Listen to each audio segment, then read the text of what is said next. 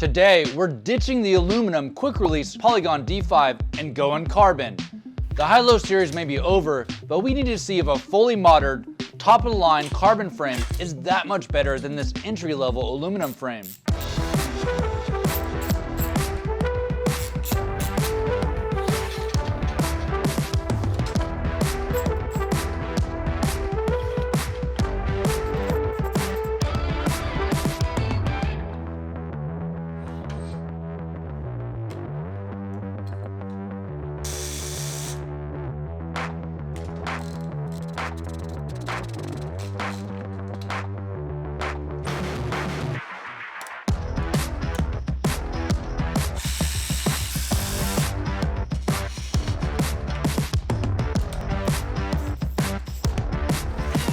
Now with Hi-Bike fully disassembled, we're going with the Yeti SB115. It has 115mm rear travel, plus it's made for a 130mm fork. According to Yeti, this isn't an XC bike or downcountry, it's a short travel trail bike. And it has this really weird linkage and this infinity switch with Kashima coating. I also paid for the frame to be professionally ride wrapped to protect the beautiful turquoise paint. I still can't believe you spent $4 grand on a frame. Oh, trust me, when you ride this bike, your life will be changed. The thing that worries me the most is the BB92. This bottom bracket is a press fit, and they're notorious for creaking over time. If you've ever watched Hambini, you'll know that manufacturers have a really hard time making these bottom bracket shells perfectly round. So we picked up this one-piece BB Infinite bottom bracket that should help counteract the creaking that you could get from the two independent bearings moving around. The bottom bracket came with a Loctite and tool adapter, but I've never pressed in a bottom bracket before, and my first time has to be on this $4,000 frame? I hope I don't mess this up.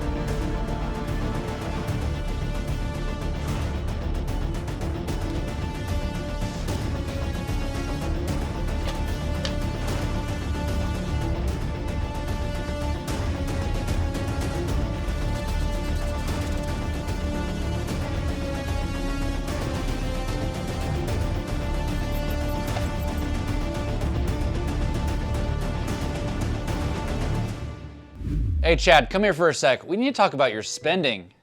You're out of control, man. What do you mean my spending? We're the same person, dude. What? Yeah, man, I'm that inner voice inside your head telling you to buy the best, most expensive parts. I'm pretty much just a victim of marketing and consumerism. No, wait, come back. I'll always be here, don't you worry. Well, I guess I have a Yeti now. Let's see if it lives up to the hype.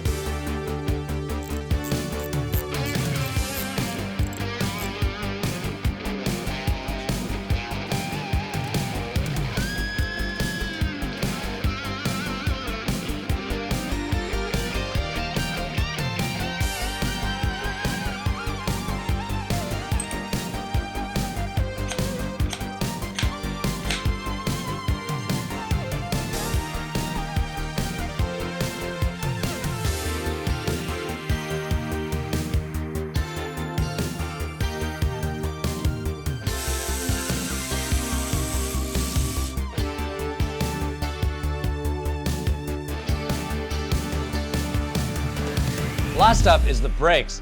I had a lot of people say that using sunflower oil would ruin the brakes. So I had the proper brake oil flown in from Germany, but no surprise, it looks almost identical to sunflower oil, just like I read on the internet. Just to be safe, I did a full bleed, mostly off camera, but the real difference for a perfect bleed was this metal trick stuff bleed block. Also, I changed out the reservoir diaphragm, and these brakes feel way better now.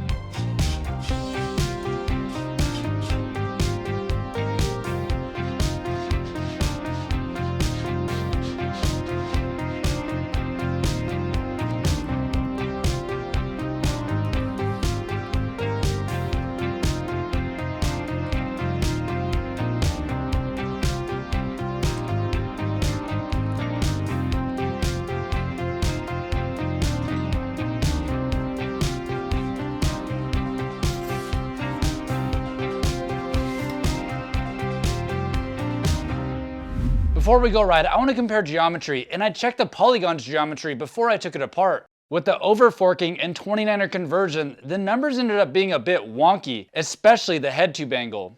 But I ended up really liking the high bike and the way it rode. The Yeti worries me with a 67.5 degree head tube angle, which is more XC than trail. The wheelbase and reach is shorter than the polygon, which should be more playful, and I'm pumped to see a lower standover height. But now that the bike is complete, this bike just looks amazing.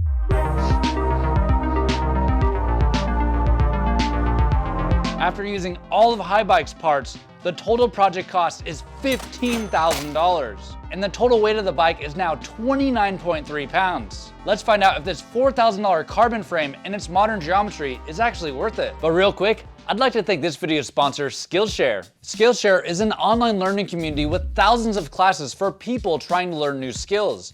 Their library is just massive, and anyone will be able to find a topic that interests them. It's really the perfect place to start learning a new skill. Right now, I'm learning how to live more intentionally since my life is just so busy. And this class is teaching how to capture back that time and not get so swept away with distractions. There's also classes on how to become a viral TikToker or an Instagram influencer. Maybe I should try out those platforms. So if you're curious and want to learn a new skill, check out Skillshare. And the first 1,000 people to use my link in the description or my code EvansMTBSaga will get a 1-month free trial of Skillshare. So go check it out. It's free and it helps out the channel. Okay, it's time to ride. Right off the bat, this bike feels huge. I will say it climbs super good and the bars feel super tall, but enough complaining. Let's see how this trail bike is on the downhills.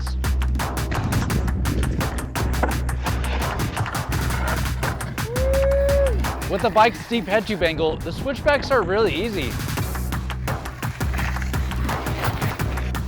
And this carbon frame paired with carbon wheels really makes small trail bumps completely gone. Almost like I'm on a magic carpet.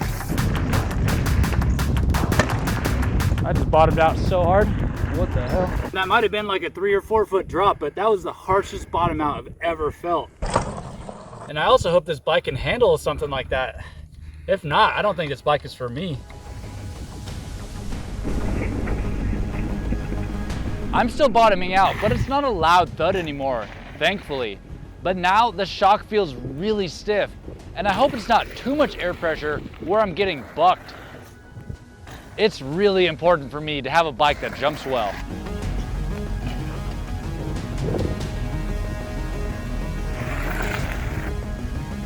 After riding for a little bit longer, I'm getting a little bit more comfortable and can even flick it around a little bit.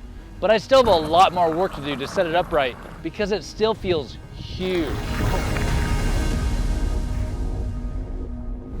For a $15,000 bike and a $4,000 carbon frame, I really expected this Yeti to be the best ride of my life. But that just goes to show that money can't buy a perfect bike, and I really have a lot of work to do to make this bike ride well, especially with the rear shock completely thudding on some kind of small drops. So comment down below and let me know how I can improve this ride and save this build.